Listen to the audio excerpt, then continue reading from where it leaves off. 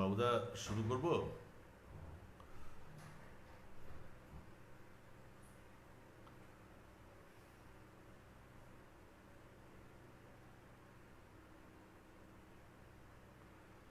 ধন্যবাদ। একে একে সমস্ত বন্ধুরাই আসছে।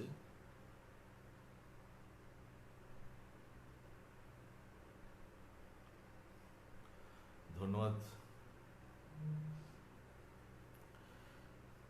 অনুষ্ঠান শুরু করছি তাহলে।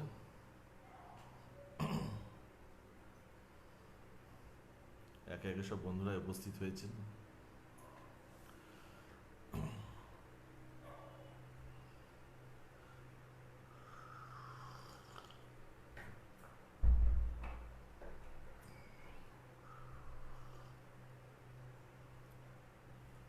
নমস্কার,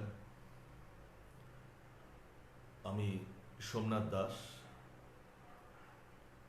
উপস্থিত হয়েছি নাইয়া লাইভ সবার জন্যে, যে অনুষ্ঠান আপনারা প্রত্যেক দিনই বিভিন্ন স্বাদের পসরা নিয়ে বিভিন্ন শিল্পীদের অনুষ্ঠান আপনারা দেখে থাকেন। আজকে আমি এসেছি কবিতার ডালি নিয়ে। বিভিন্ন কবির কবিতা আপনাদের কাছে পরিবেশন করব, আশা করি আপনাদের ভালো লাগবে। এবং যে সমস্ত বন্ধুরা যারা আছেন তাদেরকে একটাই অনুরোধ করব, আপনারা শেষ পর্যন্ত আমার পাশে থেকে সহযোগিতা করবেন। খুব খারাপ একটি সময়ের মধ্যে দিয়ে আমরা আমাদের দৈনন্দিন জীবন অতিবাহিত করছি, যেখানে কোভিড-19 থাবা সারা পৃথিবী জুড়ে, যার থেকে আমাদের দেশও রেহাই পায়নি। এই রকম একটি পরিস্থিতির মধ্যে দিয়ে আমাদের জীবন প্রায় স্তব্ধ হতে চলেছে। প্রতিদিনই মনে হচ্ছে কালকে আমাদের জন্য কি অপেক্ষা করছে।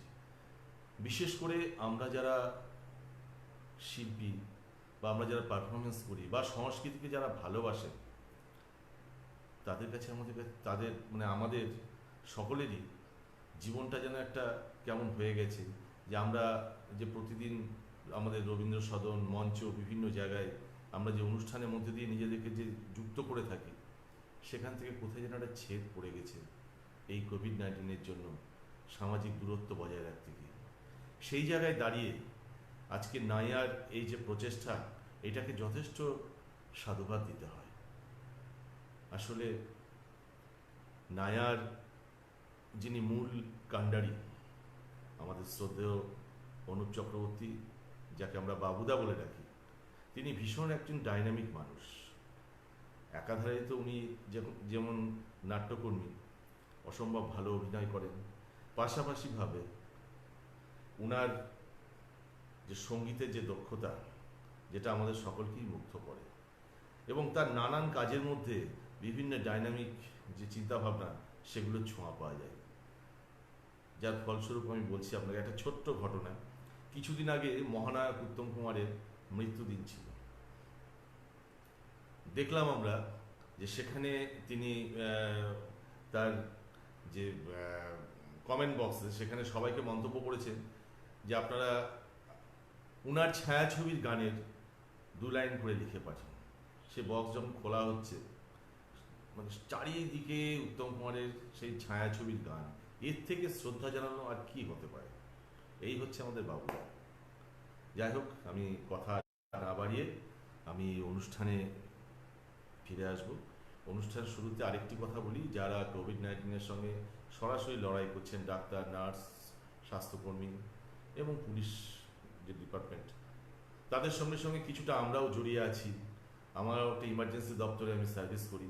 আমাকে প্রতিদিন এই লকডাউনের মধ্যেও আমার কাজের জায়গায় আমাকে যেতে হচ্ছে। সেই জায়গায় দাঁড়িয়ে আমার কাছে এই কবিতাকে যে টিকিয়ে রাখা, এটা বড় কঠিন কাজ, তবুও ভালোবাসার তাগিদে করি। তাই আপনাদের কাছে অনুরোধ করব যে আপনারা আমার পাশে থেকে আমাকে সহযোগিতা করবেন। অনুষ্ঠান শুরু করছি। শুরু করার পূর্বেই যেটা জানাই, যে বিশেষভাবে কৃতজ্ঞতা জানাই বাবুদাকে এবং আমার ভাইজি বাবুদার কন্যা অঙ্কিতাকে, যারা আমাকে এখানে অনুষ্ঠানের সুযোগ করেছে, এবং বিশেষ করে নায়ার সমস্ত যে নেপথ্যে এই অনুষ্ঠানটি করার পিছনে যারা সহযোগিতা করছেন, তাদের সকলকে আমার ধন্যবাদ, কৃতজ্ঞতা, ভালোবাসা জানিয়ে আমি আমার অনুষ্ঠান শুরু করছি। আমি অনুষ্ঠান শুরু করব এমন একজনকে মানে সম্মান জানিয়ে। আমরা জানি, কবি বলেছেন যে জোর মিলে মরিতে হবে, অমরকে কোথা পাবে। কিন্তু যারা বিশেষ মানুষ, তাদের কর্মকাণ্ডের মধ্য দিয়ে তারা পৃথিবী থেকে চলে গেলেও তাদের সেই কর্মকাণ্ডের মধ্য দিয়েই তারা মানুষের কাছে অমর হয়ে যান, অমর থেকে যান। এইরকমই একজন মানুষ ঈশ্বরচন্দ্র বিদ্যাসাগর, যিনি ছিলেন একজন সমাজ সংস্কারক। আজকের দিনে যে মহিলারা যারা স্বাধীনভাবে জীবনযাপন করছেন, লেখাপড়া, শিক্ষা দীক্ষা সব কিছু ক্ষেত্রে তারা যে সুযোগ পাচ্ছেন, একসময় কিন্তু সেই সুযোগ ছিল না, সেই সব থেকে তারা বঞ্চিত হতো। সেই সুযোগের এবং সেই জায়গাটাকে তৈরি করে দেওয়ার জন্য যারা লড়াই করেছিলেন, তাদের মধ্যে অন্যতম ছিলেন এই ঈশ্বরচন্দ্র বিদ্যাসাগর। কিছুদিন আগেই ছিল তার মৃত্যুদিন, তাই তাকে শ্রদ্ধা জানিয়ে আমি শুরু করছি পূর্ণেন্দু পত্রীর লেখা একটি কবিতা, এক যে ছিল বিদ্যাসাগর। এক যে ছিল বিদ্যাসাগর, লোকটি ভীষণ বাজে, বলতো কিনা বিধবাদের আবার বিয়ে হোক। এক যে ছিল বিদ্যাসাগর, দেখতে এলে বেলে, চাইতো কিনা লেখাপড়া শিক্ষক ছেলে মেয়ে। এক যে ছিল বিদ্যাসাগর, দেমাগধারী ধাঁত, সাহেব যদি দেখায় জুতো বদলা তৎক্ষণাৎ। এক যে ছিল বিদ্যাসাগর, বুদ্ধিশুদ্ধি কই, লিখেই চলে শিশু পাঠ্য বই। এক যে ছিল বিদ্যাসাগর, কপালে তার গেড়ো, ওষুধ দিয়ে বাঁচায় কিনা গরিব কুর্বদেরও। এক যে ছিল বিদ্যাসাগর, মগজটা কি ফাঁকা, যে যেখানে বিপন্ন তার জোগানো চাই টাকা। সত্যি তাই, যারা মহৎ মানুষ হয় তারা হয়তো নিজেদের কথা ভাবে না, তারা নিজেদেরকে বিপন্ন করে এইভাবেই হয়তো ঝাঁপিয়ে পড়ে, সেই জন্যই হয়তো তারা মহৎ। আচ্ছা, অনুষ্ঠান কি শোনা যাচ্ছে?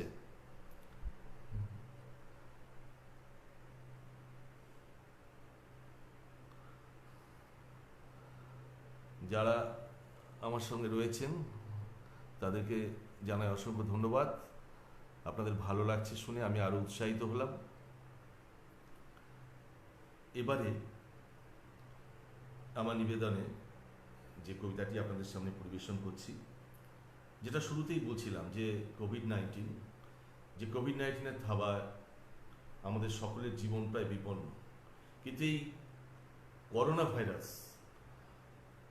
ফলে প্রথম আমাদের দেশে যখন লকডাউন ঘোষণা হলো, হঠাৎ করে লকডাউন যে ঘোষণা হলো, এই ঘোষণা হওয়ার ফলে সব থেকে যারা ক্ষতিগ্রস্ত হয় তারা হচ্ছে পরিযায়ী শ্রমিক।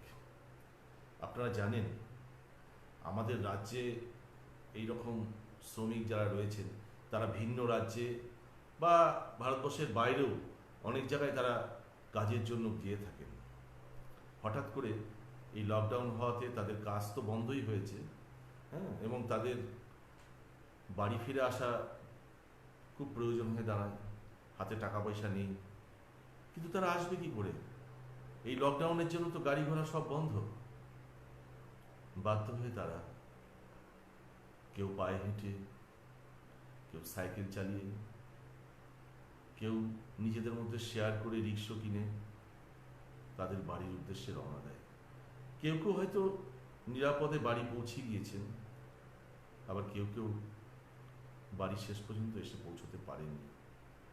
বিভিন্ন সব ঘটনা যেগুলো আমাদের খবরের কাগজ, টিভিতে শোনা। এইরকম দুর্ভাগ্যজনক কিছু ঘটনার মধ্যেই একটি বিশেষ ঘটনা। আমরা জানি যে 16 জন পরিযায়ী লেবার তারা একসঙ্গে রওনা দিয়েছিল রেল লাইন ধরে ধরে তাদের বাড়ির উদ্দেশ্যে।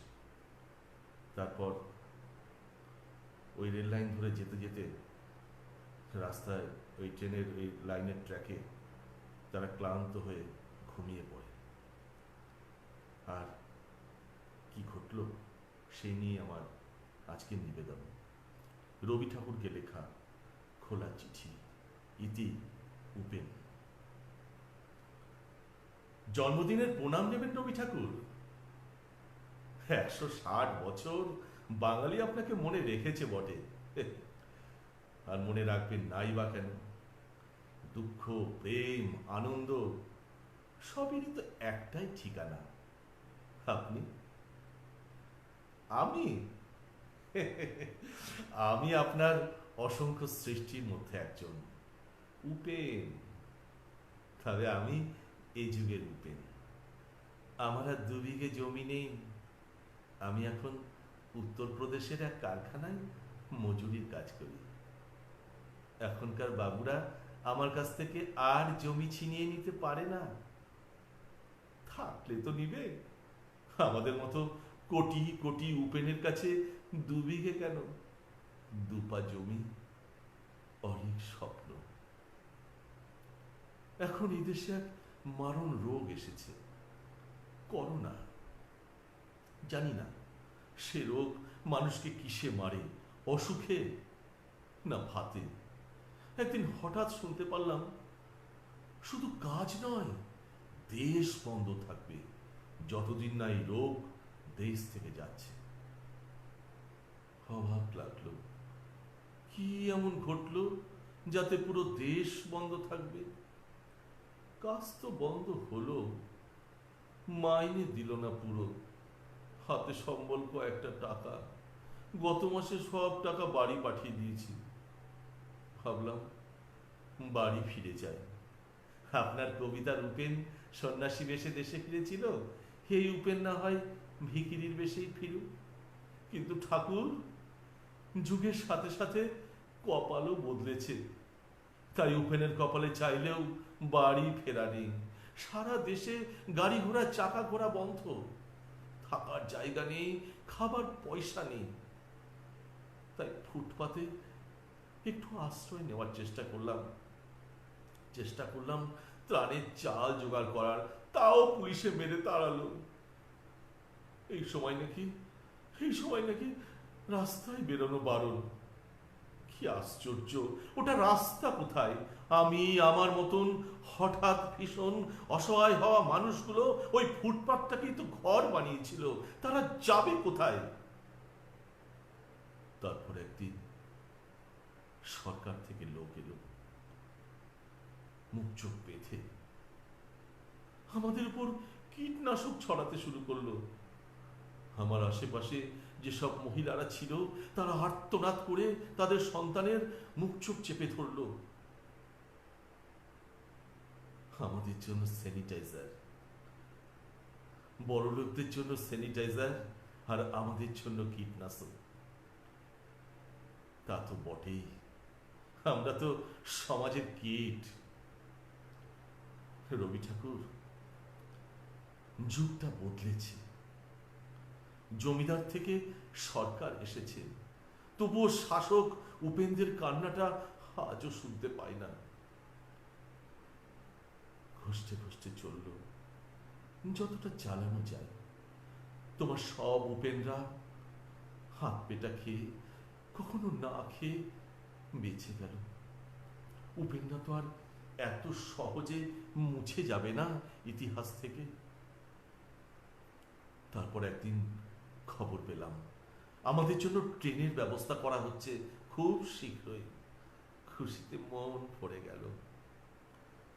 সব দুর্দিন শেষ। কিন্তু জানতে পারলাম ট্রেনের টিকিটের টাকা লাগবে, ভাড়া লাগবে, সাথে আরো 50 টাকা। ঠাকুর, খাওয়ারই জোটে না, ট্রেনের টিকিটের টাকা কোথায় পাবো বলতে পারেন? লোকের মুখে শুনেছি কোন এক বাবার 2000 কোটি টাকা ঋণ সরকার মকুব করে দিয়েছে। 2000 কোটি টাকা! সংখ্যাটা শুনলেই মাথাটা কেমন ভোঁ ভোঁ করে। সরকারের এত টাকা! অথচ আমাদের বাড়ি ফেরাতে টাকা লাগবে। পাথরের ঠাকুর তো কোনোদিন কথা শুনল না, তাই মানুষ ঠাকুরকে সব জানালাম। আমাদের করোনার ঔষধ লাগবে না, খাওয়ার ভাত লাগবে। আজ দেশের সবখানে উপেনরা থুকছে, মরতে হলে সবাই একসাথে মরব। কিন্তু ঠাকুর এইরকম তো হওয়ার কথা ছিল না। চাইলে বাবুরা আমাদের খেতে দিতে পারত, অথচ ওদের জন্যে মুখে রক্ত তুলে ফসল ফলিয়েছি, ঘাম ঝরিয়ে ঝরিয়ে কত জিনিস তৈরি করেছি। যেদিন থাকবে না কোনো উপেন, সেদিন বুঝবেন কতটা দরকার ছিল, কতটা প্রয়োজন ছিল উপেনদের বেঁচে থাকা। ঠাকুর, সমাজটা আজও বদলায়নি। আপনি তো লিখেছিলেন, এই জগতে হাই সেই বেশি চাই, আছে যার ভুরি ভুরি রাজার হস্ত করে সমস্ত কাঙালের ধন চুরি। ঠিক করলাম হেঁটেই বাড়ি ফিরব। মরতে হলে নিজের মাটিতেই মরি না হয়। আমরা 16 জন উপেন একসাথে রওনা দিলাম।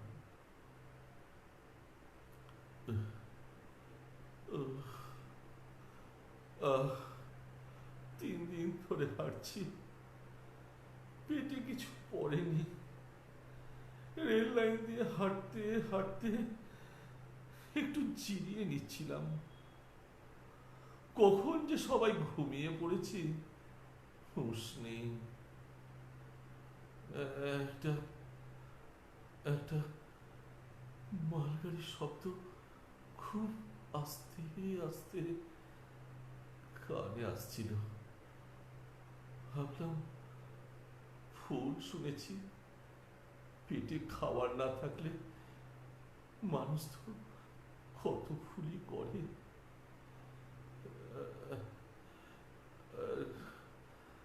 শরীরে জোর নেই কোনো। আসছি আপনার কাছে।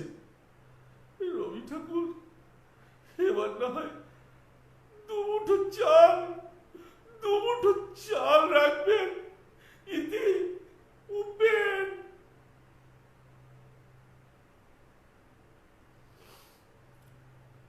সত্যি তাই,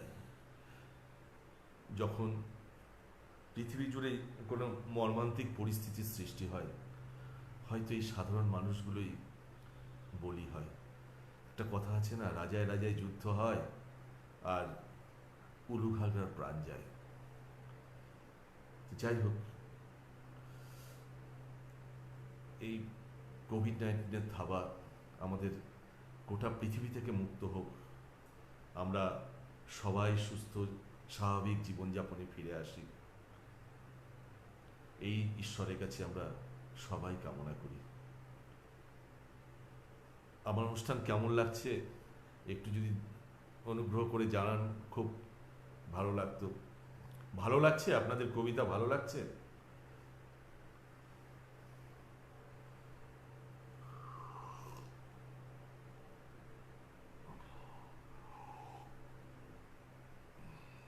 ধন্যবাদ বাবুদা, এইভাবেই উৎসাহিত করবে বাবুদা। তুমি একজন বড় শিল্পী, তোমাদের উৎসাহ পেলে আমরাও উৎসাহিত হই, বিশেষ করে তোমার মতন একজন এইরকম ডাইনামিক মানুষ। এবারে আমার নিবেদনে যে কবিতাটি থাকছে, এটিও ভাবতে গেলে কিন্তু খুব দুঃখজনক একটি ঘটনা।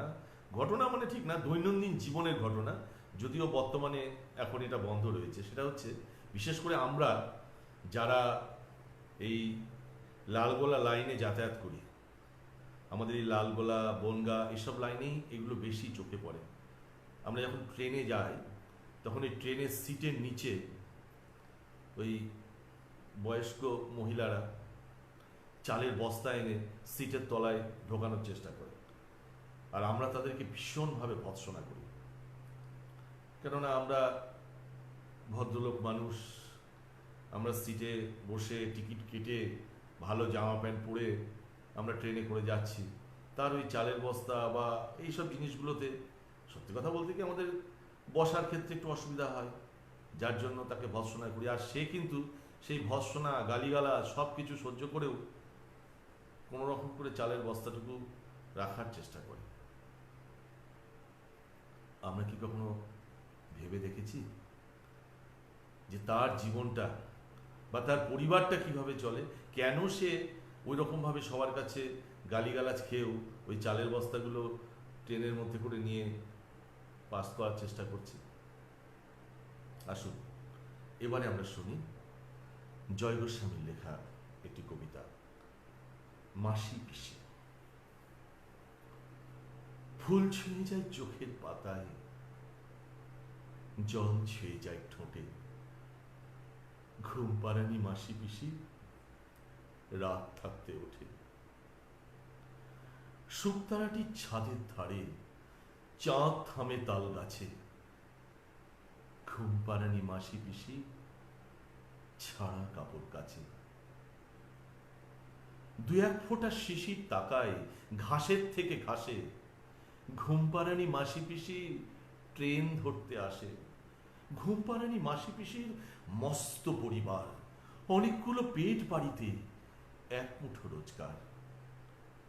ঘুম পাড়ানি মাসি পিসির পোটলা পুটলি কোথায়, রেলবাজারের হোমগার্ডরা সাত ঝামেলা জোটায়।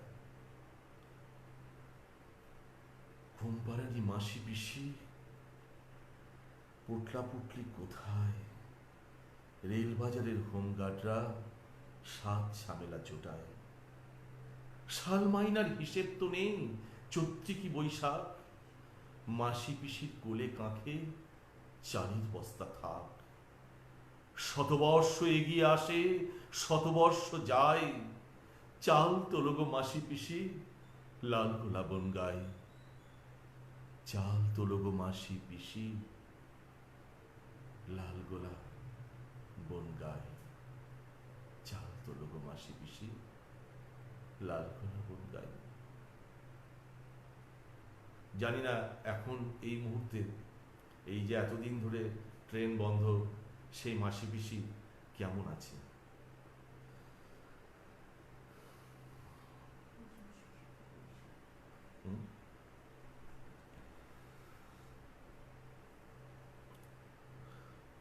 এবারে আপনাদের সামনে আমার পরিবেশনে থাকছে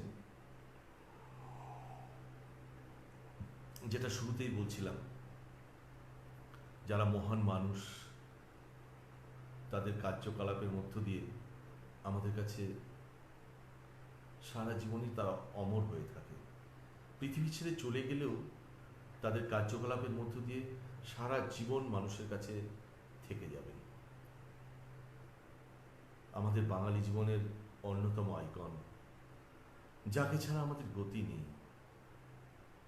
প্রতিনিয়ত আমাদের মধ্যে তিনি অবস্থান করছেন, আমাদের দৈনন্দিন জীবনে চলার পথে, আমাদের বাস্তব চিন্তা ভাবনায়, প্রতি ক্ষেত্রে যিনি আমাদের মধ্যে অবস্থান করছেন আর কেউ নয়, আমাদের পরম শ্রদ্ধেয় গুরুদেব রবীন্দ্রনাথ ঠাকুর। এই নাইয়ার এই লাইভ অনুষ্ঠান এমন একটা সময়ে আজকে করতে বসেছি, সেই কবিগুরুর ঠিক তিরোধানের প্রাক্কালে। আমরা জানি 7 তারিখ, সম্ভবত 7ই আগস্ট কবিগুরুর তিরোধান, 22শে শ্রাবণ। তাই কবিগুরুর প্রতি শ্রদ্ধা জানিয়ে এবারে আমার নিবেদন জয়দীপ চট্টোপাধ্যায়ের লেখা একটি কবিতা, রবীন্দ্রনাথ। প্রতিদিন তোমাকে আমি নতুন করে আবিষ্কার করি, অপার বিস্ময়ে লক্ষ্য করি, সময়ের সঙ্গে সঙ্গে এক পল্লবিত প্রাণীর বহির্রূহ হয়ে ওঠা, বর্ণালী থেকে ছিটকে আসা আশ্চর্য সব দ্যুতির মতো তোমার বহুমাত্রিক সৃষ্টি ছুঁয়ে থাকে আমাদের আনন্দ শোকে, জয় পরাজয়ে, সাফল্য ব্যর্থতায়, প্রেম বিরহে, জীবনের প্রতিটি অনুভবে আমরা ফিরে ফিরে আসি তোমার কাছে। কুয়াশায় যখন রুদ্ধ হয় প্রবাহের স্বপ্ন, অন্যায় যখন ভাসিয়ে দেয় পরম্পরার গৌরব, মানুষের চরম আরতিতে যখন বাতাসে ভাসে দীর্ঘশ্বাস, বিশল্য কলোনির মতো তোমার শাশ্বত উচ্চারণ তখন নতুন করে পথ দেখায় মানুষকে। একদিন যারা ভুল বুঝে ফিরিয়েছিল মুখ, বিদ্ধ করেছিল কৌশলী খেলায়, বিস্তৃতির অন্ধকারে নিতান্ত অনাদরে হারিয়ে গেছে তারা। প্রকাশিত সূর্যের মতোই অনিবার্য প্রবল ভাবে জেগে আছো। তোমার ছবিতে পড়েনি এতটুকু ধুলো। প্রযুক্তি উৎকর্ষ নিয়ে পৃথিবী ছোট হচ্ছে প্রতিদিন, তবু মানুষ আজ বড় বেশি বিচ্ছিন্ন, একাকী। ক্রমশ শিথিল হচ্ছে সেই বন্ধন। শুভেচ্ছা সফরে বারে বারে ডাক দিয়েছ মানুষকে, নিজেকে জানার মধ্যে দিয়ে অসীমকে জানার মন্ত্র শিখিয়েছ তুমি। মনুষ্যত্বের অন্ধকারে তোমার ক্লান্তিহীন পথ চলা আমাদের কাছে জীবন্ত বিস্ময়। প্রতিদিন তোমাকে আমি নতুন করে আবিষ্কার করি। রবীন্দ্রনাথ, হে রবীন্দ্রনাথ।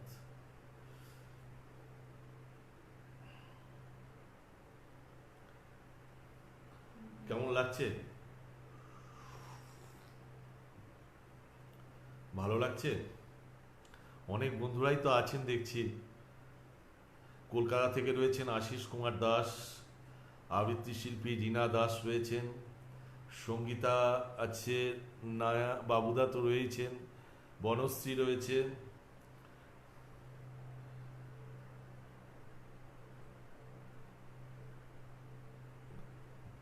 অসাধারণ বনশ্রী, ঠিক, ধন্যবাদ।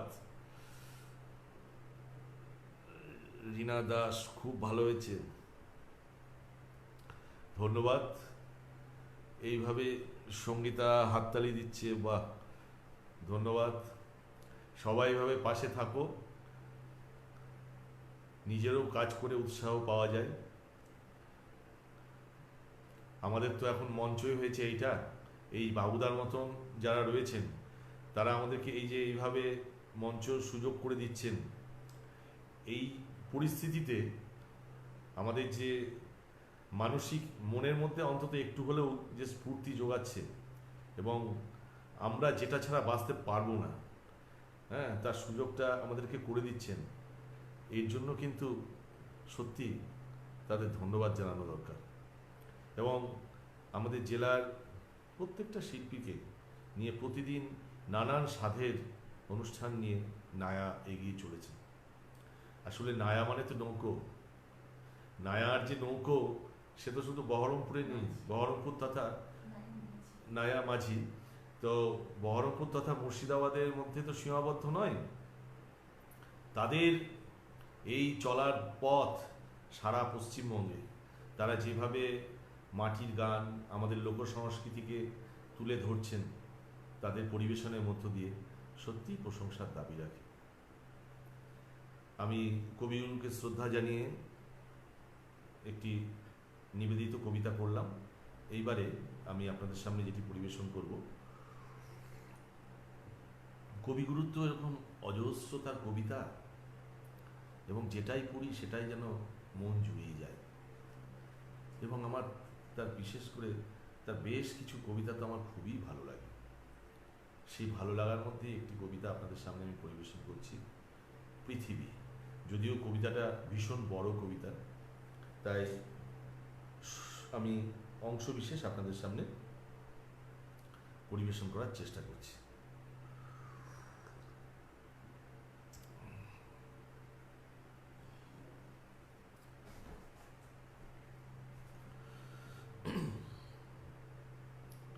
পরিবেশিত হচ্ছে কবিতা পৃথিবী, রবীন্দ্রনাথ ঠাকুর। আজ আমার প্রণতি গ্রহণ করো পৃথিবী, শেষ নমস্কারে অবনত দীনাবসানের বেদি তলে। মহাবীর্যবতী তুমি বীরভোগ্যা, বিপরীত তুমি ললিতে কঠোরে। মিশ্রিত তোমার প্রকৃতি পুরুষে নারীতে। মানুষের জীবন দোলায়িত করো তুমি দুঃসহ দণ্ডে। ডান হাতে পূর্ণ করো সুধা, বাম হাতে চূর্ণ করো পাত্র। তোমার লীলাক্ষেত্র মুখরিত করো অট্ট বিদ্রুপে। দুঃসাধ্য করো বীরের জীবনকে, মহৎ জীবনে যার অধিকার। শ্রেয়কে করো দুর্মূল্য, কৃপা করো না কৃপা পাত্রকে। তোমার গাছে গাছে প্রচ্ছন্ন রেখেছ প্রতি মুহূর্তের সংগ্রাম।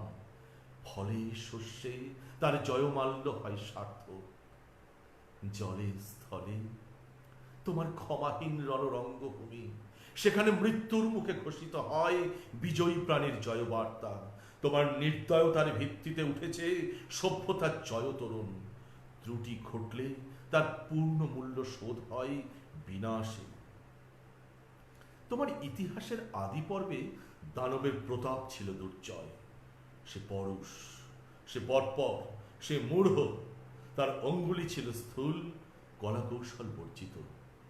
গদা হাতে মুষল হাতে লণ্ড ভণ্ড করেছে সে সমুদ্র পর্বত। অগ্নিতে বাষ্পেতে দুঃস্বপ্ন ঘুলিয়ে তুলেছে আকাশে। জড় রাজত্বে সে ছিল একাধিপতি। প্রাণের পরে ছিল তার অন্ধ ঈর্ষা। দেবতা এলেন পরযুগে, মন্ত্র পড়লেন দানব দমনের। জলের অধ্যত্ত হল অভিভূত। জীবধাত্রী বসলেন শ্যামল আস্তরণ পেতে। উষা দাঁড়ালেন পূর্বাচলের শিখর চূড়ায়। পশ্চিম সাগর তীরে সন্ধ্যা নামলেন, মাথায় নিয়ে শান্তি ঘট। অচল অবরোধে আবদ্ধ পৃথিবী, মেঘলোকে উধাও পৃথিবী। গিরিশৃঙ্গমালার মহৎ মৌনে ধ্যান নিমগ্না পৃথিবী। নীলাম্বুরাশি রতন্দ্র তরঙ্গে কলমন্দ্র মুখরা পৃথিবী। অন্নপূর্ণা তুমি সুন্দরী, অন্নরিক্তা তুমি ভীষণা। একদিকে আপক্ষ ধান্য ভান্নম্র তোমার শস্যক্ষেত্র, সেখানে প্রসন্ন প্রভাত সূর্য প্রতিদিন মুছে দেয় শিশির বিন্দু। কিরণ উত্তরীয় বুলিয়ে দিয়ে অস্তগামী সূর্য শ্যাম শস্য হিল্লোলে রেখে যায় অকথিত এই বাণী। আমি আনন্দিত। অন্যদিকে তোমার জলহীন ফলহীন আতঙ্ক পাণ্ডুর মরুক্ষেত্রে পরিকীর্ণ পশুকঙ্কালের মধ্যে মরীচিকার প্রেত নৃত্য। বৈশাখে দেখেছি বিদ্যুৎ চঞ্চবিদ্ধ দিগন্তকে ছিনিয়ে নিতে এলো কালো সেন পাখির মতো তোমার ঝড়। সমস্ত আকাশটা ডেকে উঠল যেন কেশর ফোলা সিংহ। তার লেজের ঝাপটে ডালপালা আলুথালু করে হতাশ বনস্পতি ধুলায় পড়ল উবুর হয়ে। হাওয়ার মুখে ছুটল ভাঙা কুড়ের চাল, শিকল ছেঁড়া কয়েদি ডাকাতের মতো।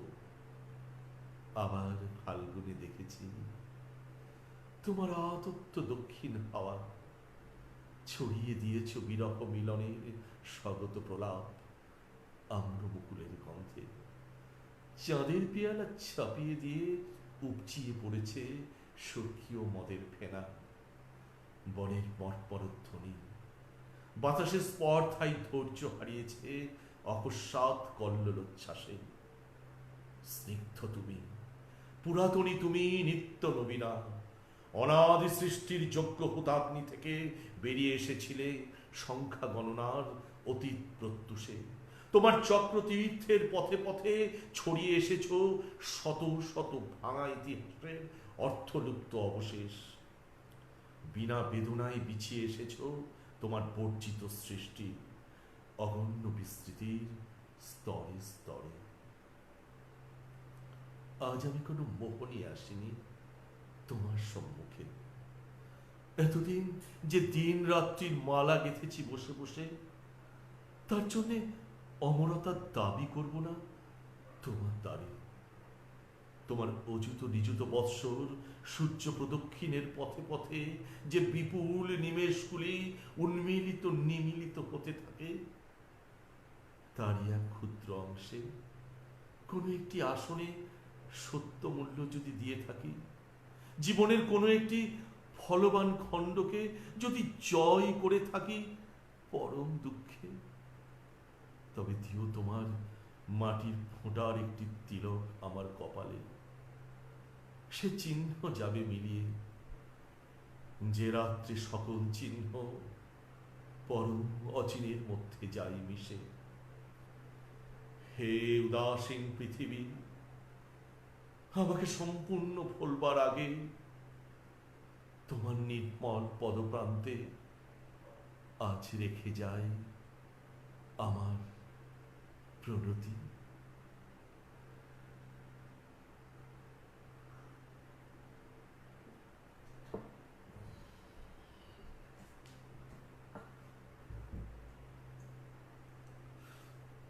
ভালো লাগছে না বোরিং লাগছে? ঠিক ঠিক শোনা যাচ্ছে তো? সবাই শুনতে পাচ্ছ ঠিকঠাক ভাবে? একটু জানালে পরে ভালো হতো।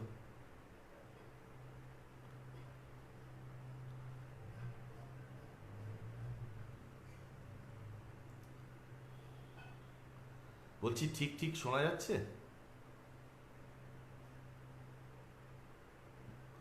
একটু জানাবেন প্লিজ।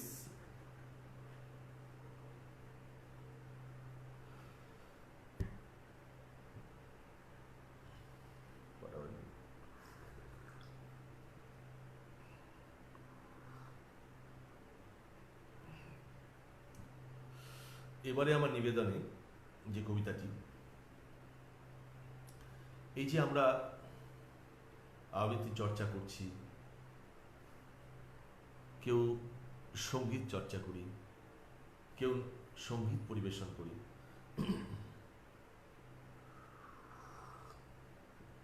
সবকিছুর পিছনেই তো আমাদের একজন গুরু থাকে। এগুলো তো সবটাই আমাদের গুরুমুখী বিদ্যা, এবং তার কাছে কিন্তু আমাদের রীতিমতন শেখা এবং আমাদের নিজেদের একটা সাধনা থাকে, এবং গুরু আমাদের সেই পথের দিশা দেখিয়ে এগিয়ে নিয়ে যায়, এবং সেটা ধৈর্য সহকারে শিখতে হয়। কিন্তু আমরা অনেক সময় দেখি সেই ধৈর্য নেই, শেখার ইচ্ছে নেই, কোনো রকম করে শিখলেন, এবং অনেক সময় দেখা যাচ্ছে প্রশিক্ষকও হয়ে যাচ্ছেন, তারা বিভিন্ন মঞ্চে অনুষ্ঠানও করে বেড়াচ্ছেন, কি অনুষ্ঠান যে করছেন নিজেও জানে না, এবং তাতে হয় কি সংস্কৃতির ক্ষতি হয়। কোনটা ভালো কাজ কোনটা খারাপ কাজ মানুষ বিভ্রান্তির মধ্যে পড়ে যায়। তখন সেই শিল্পটাকে মনে করে যে এটা বোধহয় এইরকমই। তাই আমার মনে হয় যে যে কোনো জিনিস করার আগে সেটাকে খুব ভালোভাবে শিখে ভালো করে তালিম নেওয়া উচিত। কিন্তু সেটা কয়জনই বা শোনে বা মানে? অনেকেই সেটা মানতে চান না। তো যারা মানতে চান না তাদের মানসিকতা কি থাকে সেটা নিয়ে একটি কবিতা, সুনীল গুপ্তের লেখা, ম্যাজিশিয়ান। ম্যাজিশিয়ান, ম্যাজিশিয়ান, ইচ্ছে করে তোমার সমান হবই হব, হাতের ছোঁয়ায় সত্য হবে অসম্ভব, এক নিমেষে করব উধাও, এক নিমেষে আনবো মুঠোই, একটা জিনিস এক নিমেষে তাক লাগাবো বানিয়ে দুটোই। ম্যাজিশিয়ান, ম্যাজিশিয়ান, অল্প দিনের শিক্ষা পেয়ে হয়েছি প্রায় তোমার সমান, এখন পারি অনেক কিছুই, এককে পারি খুব সহজেই বানাতে দুই, মঞ্চে উঠে দেখায় অনেক ছলা কলা, কেউ কোথাও নেই, নিমেষে দেখাই মানুষের জটলা। ম্যাজিশিয়ান, ম্যাজিশিয়ান, গুরুমারা চেলার মতো নয়তো এখন তোমার সমান, তোমার ওপর টেক্কা দিয়ে গেছি অনেক দূরে গিয়ে, এখন পারি যা কিছু তাই তুড়ি মেরে ফুরিয়ে দিতে, কুড়িয়ে আবার আনতে পারি সমস্তটাই আচম্বিতে। ম্যাজিশিয়ান, ম্যাজিশিয়ান, এগিয়ে গেছি অনেক পটেই, এক জায়গায় তোমার সমান, মনের মধ্যে যে খেদ আছে বলবো কাকে? এত ভীষণ কাণ্ড করে তাক লাগালাম জগৎটাকে, কিন্তু পূর্ণ করতে পারা গেল না তো শূন্য গৃহে। জীবনের এই ট্র্যাজেডি হে, সত্যি তাই, এটাই জীবনের ট্র্যাজেডি। যাই হোক, অনেক সিরিয়াস কবিতা হয়েছে, অনেক ভারী ভারী কবিতা হলো, তাই না? একটু অন্য স্বাদের কবিতা হলে ভালো হয়, তাই তো নাকি?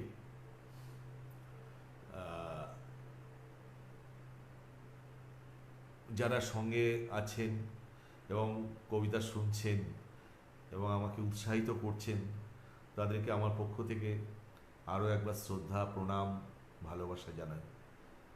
এইভাবেই পাশে থাকবেন এবং উৎসাহিত করবেন, যাতে আগামী দিনে আমি আপনাদেরকে আরও আনন্দ দিতে পারি এবং সামনের দিকে এগিয়ে যেতে পারি। এবং কৃতজ্ঞতা আরেকবার জানাই বাবুদাকে। তো যেটা বলছিলাম, যে একটু অন্য স্বাদের কবিতা। অন্য স্বাদ কি করা যায়? আচ্ছা, একটা জিনিস হচ্ছে, পরিবেশ পরিস্থিতি যতই খারাপ থাকুক, প্রেম ভালোবাসা কিন্তু থাকবেই, তাই না? ভালোবাসা যদি না থাকে তো পৃথিবীটাই তো শেষ হয়ে যাবে। ভালোবাসার কত রূপ রয়েছে। এই আমার বাড়ির সামনে একটা ফুচকার দোকান আছে, জানেন তো? বিকেল 5টার পর থেকে ফুচকা বিক্রি শুরু হয়।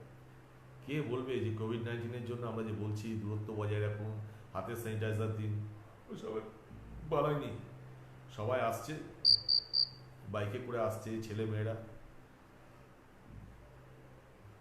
যথারীতি ফুচকা নিচ্ছে, খাচ্ছে, এবং এত চেটে পুটে খাচ্ছে, মনে হচ্ছে না কি দারুণ জিনিস খাচ্ছে, এবং একে অপরের ভালোবাসার মানুষকে সেটা আবার দেওয়া নেওয়াও করছে। আমি মাঝে মধ্যে আমার সময় থাকলে পরে আমি ব্যালকনি থেকে দেখি এই ভালোবাসা, হ্যাঁ, কি সুন্দর ভালোবাসা একে অপরের প্রতি। ঠিকই আছে, এই প্রেম না থাকলে পরে চলে? একটু প্রেমের কবিতা হোক, তাই না? কি চলবে তো? মন্দাক্রান্ত সেনের লেখা ঘর।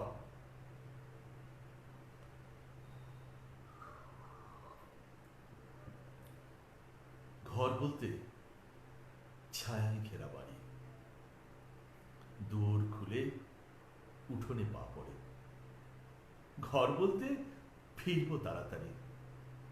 ঘর বলতে মাঠের পরে মাঠ, আলের ধারে রোদ মেলেছে পা, দিঘির কোলে ভাঙা সানের ঘাট। ভাত রেঁধেছি, নাইতে যাব না। ঘর বলতে সন্ধে নেমে এলে পিদিম জেলে বসবো পাশাপাশি। নিঝুম পাড়া, 8টা বেজে গেলে দূরের থেকে শুনবো রেলের বাঁশি। ঘর বলতে সমস্ত রাত ধরে ঘুমের চেয়েও নিবিড় ভালোবাসা। ঘর বলতে তোমার দু চোখ ভরে স্বপ্নগুলো কুড়িয়ে নিয়ে আসা। ঘর বলতে এইসব খুঁটিনাটি। ঘর বলতে আকাশ থেকে ভূমি, একদিকে পথ, বিষম হাঁটাহাঁটি।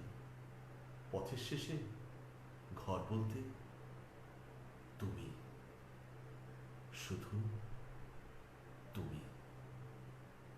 সেই তো, আমরা আমাদের ভালোবাসার মানুষকে সামনে রেখেই আমাদের তো সব কিছু এগিয়ে যাওয়া, তাই না? কাজে সব কিছু তাকে নিয়ে, কাজে এত সংগ্রাম লড়াই সব কিছুর পর যখন আমরা ঘরে ফিরে আসি এবং আমাদের কাছের মানুষটিকে আমরা যখন সামনে দেখতে পাই, তখন মনে হয় সব কিছুই তার জন্য। এটা তো গেল হচ্ছে বাস্তব জীবনে যখন আমরা সাংসারিক প্রেম, আর আরেকটি প্রেমিক প্রেমিকার মধ্যে সংলাপ বা কথা, তারা তাদেরকে কি বলছে। একটি আজকের দিনের এই ইমেল আইডি এসবের উপরে দাঁড়িয়ে একটি কবিতা। ইমেল করো না, ইমেল করো না, হাতে লিখে চিঠি দিও। ইদানিং ওটা বাইপোস্ট দ্রুত আসে, ইচ্ছে করলে কুরিয়ারে দিতে পারো। চুপি চুপি বলি, চিঠি লিখো প্রতি রাতে।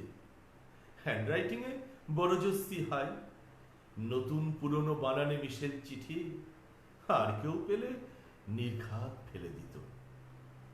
রেখে দিই আমি ঘ্রাণে মাঝরাতে, জেল পেনে আঁকা তোমার সপ্ত ছবি, আলো আধারির রহস্য সাম্পান।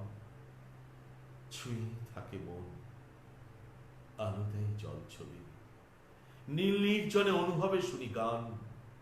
ব্যস্ত সময়ে ইমেল পাঠাতে পারো, আমার আইডি তোমার অজানা নয়। খুশি হব যদি হাতে লেখা চিঠি পাই, নদীর আবেগে বাংলায় তুমি লেখো। তবু বলি, ইমেল করো না, হাতে লিখে চিঠি দিও। এবারে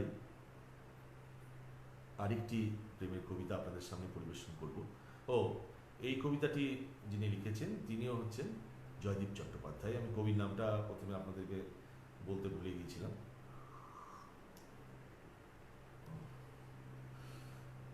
এবারে যেটি আপনাদের সামনে পরিবেশন করছি, এটিও একটি জীবনানন্দ দাশের লেখা একটি বিখ্যাত কবিতা, নগ্ন নির্জন হাত।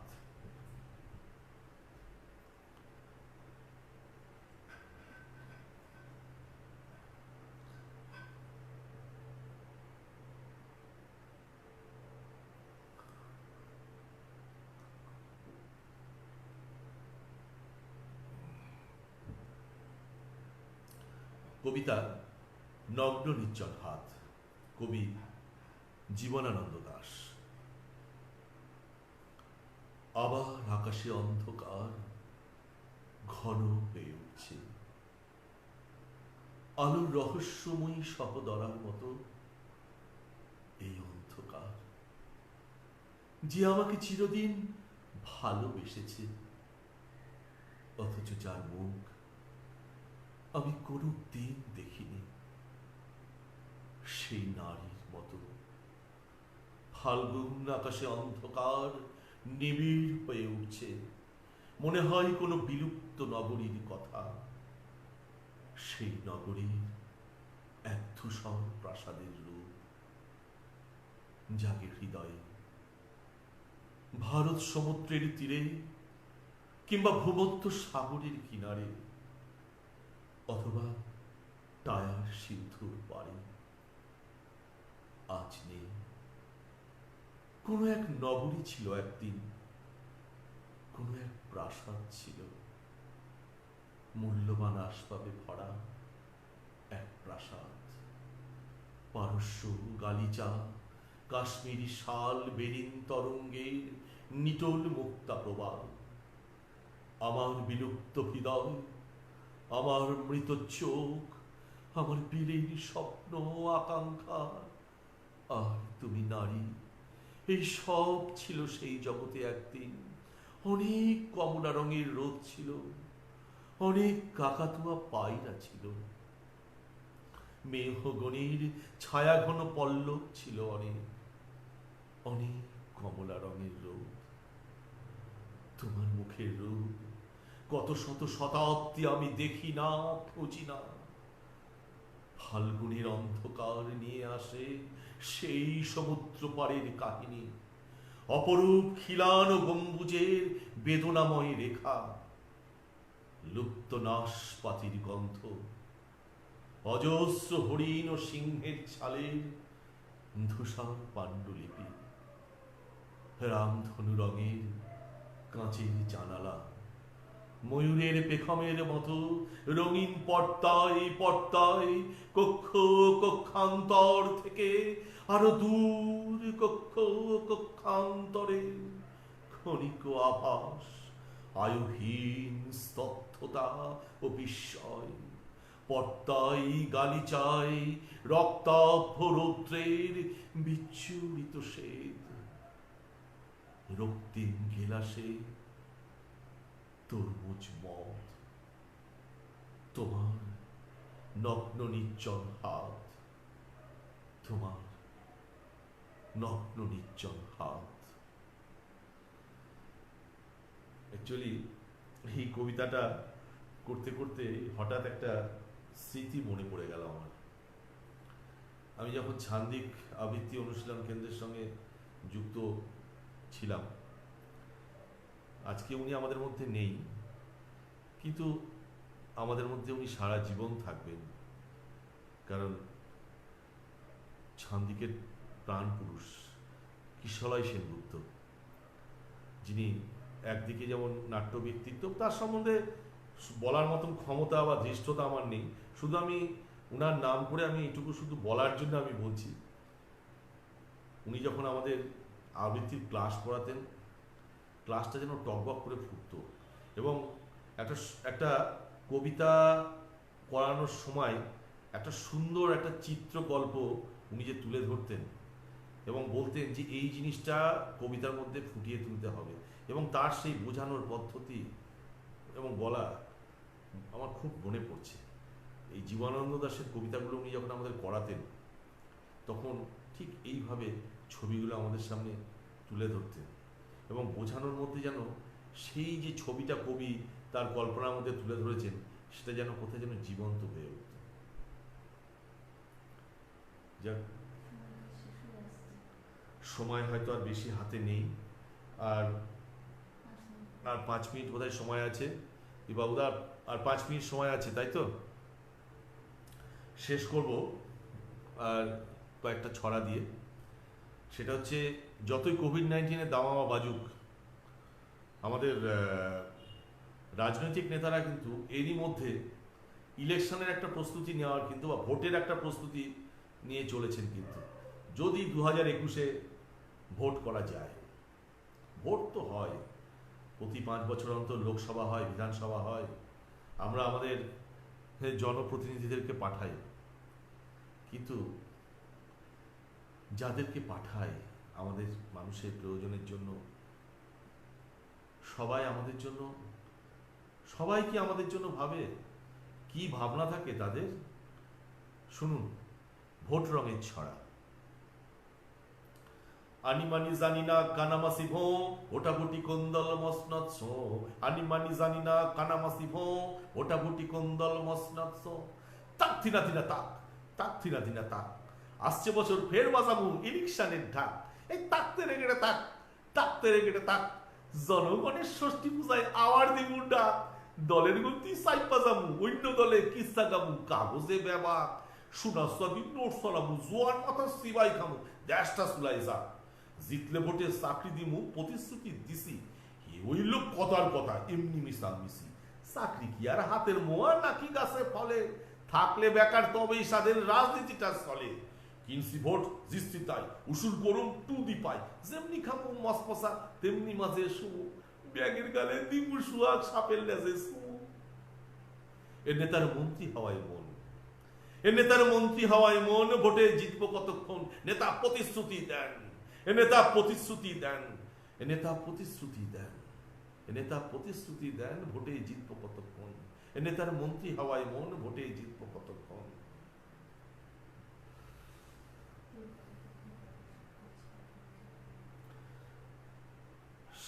টাইম আর সময় হয়তো আর হাতে বেশি নেই, শেষ করব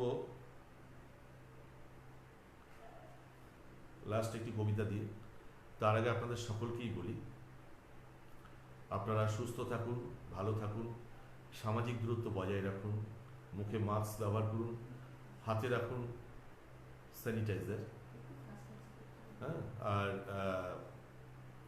সকলেই আমরা যেন সুস্থ স্বাভাবিক জীবনযাপনে ফিরে আসি, এই কামনা করি। এবং আমাদের বাঙালির যে 12 মাসে 13 পার্বণ, সেগুলো থেকে যে আমরা বারবার বঞ্চিত হচ্ছি, যেমন কখন যে চোখের সামনে আমাদের পয়লা বৈশাখ শেষ হয়ে গেল, অক্ষয় তৃতীয়া, ঈদ, এবং সামনে যে দুর্গাপুজো আসছে, বাঙালির সর্বশ্রেষ্ঠ উৎসব, তাতেও আমরা কতটা সামিল হতে পারবো সেই নিয়েও আশঙ্কা রয়েছে। এই ঝড় যেন কেটে যায়, আমরা সবাই যেন সুস্থ স্বাভাবিক জীবনযাপনে ফিরে আসতে পারি, এই কামনা করে আমি আমার আজকের এই নায়া লাইভ অনুষ্ঠানে বাবুদা, অঙ্কিতা এবং নায়ার নেপথ্যে যারা রয়েছেন তাদের সকলকে আরও একবার ধন্যবাদ, ভালোবাসা জানিয়ে সত্যেন্দ্রনাথ দত্তের একটি কবিতা দিয়ে আমার আজকের অনুষ্ঠান আমি শেষ করছি। এ গৃহে শান্তি করুক বিরাজ, মন্ত্র বচন বলে, পরম ঐক্যে থাকুক সকলে, ঘৃণা যাক দূরে চলে। পুত্রে পিতায় মাতা দুহিতায় বিরোধ হোক দূর, পত্নী পতির মধুর মিলন হোক আরো সুমধুর। ভাইয়ে ভাইয়ে যদি দ্বন্দ্ব থাকে তা হোক আজি অবসান, ভগিনী যেন গো ভগিনীর প্রাণে বেদনা না করে দান। জনে জনে যেন কর্মে বচনে তোষে সকলের প্রাণ, নানা যন্ত্রের আওয়াজ মিলিয়া উঠুক একটি গান, উঠুক একটি গান, উঠুক একটি গান। সকলে ভালো থাকুন, সুস্থ থাকুন এবং আমার সঙ্গে যারা শেষ পর্যন্ত থাকলেন, যে সমস্ত বন্ধুরা আমার পরিজন, আমার কাছের যারা থাকলেন, তাদের সকলকে আরও একবার জানাই ধন্যবাদ, ভালোবাসা, কৃতজ্ঞতা। আপনারা সকলেই ভালো থাকুন, সুস্থ থাকুন, এই বলে আপনাদেরকে আরও একবার আমার শ্রদ্ধা প্রণাম জানিয়ে আজকের মতো অনুষ্ঠান শেষ করছি। শুভরাত্রি।